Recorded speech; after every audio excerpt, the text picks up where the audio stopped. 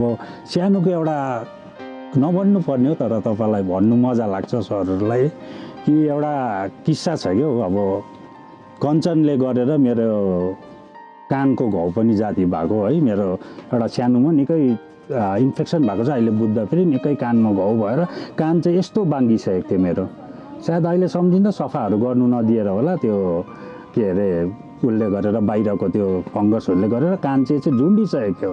त्यति बेला त्यस्तो याद पनि गरेन। एक दिन भागेर चाहिँ कञ्चन हलमा पिक्चर हेर्नु गएको थिएँ म।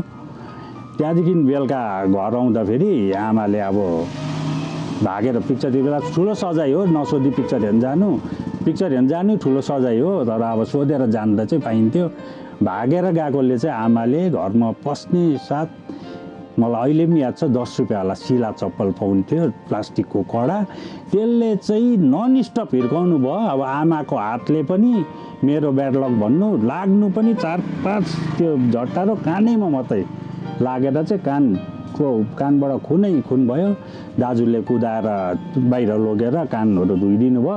तर त्यो आमाको धुलाइ माने पिटाइ पनि एउटा मेरो लागि के भन्नु अब अमृतै भयो भनौँ मेरो वर्डमा है। र त्यो कञ्चन हलमा पिक्चर हेरेको नि एउटा राम्रै भएछ। दाजुले हतार लगेर कानहरू सबै धोएपछि त त्यो बाहिर भएको डल्लै त्यो मैला त्यसको बाहिरको उयोहरू सबै निक्लेपछि त कान त रातो भएर ठाडो भयो क्या। अन्त अहिले लाग्छ कि अब आमाको चप्पल पनि आशीर्वादै हो है। र अब त्यो कञ्चनमा त्यो दिन पिक्चर हेर्नु नगएको भए चाहिँ सायद मेरो कान त्यति बिग्रिन्थ्यो होला है। र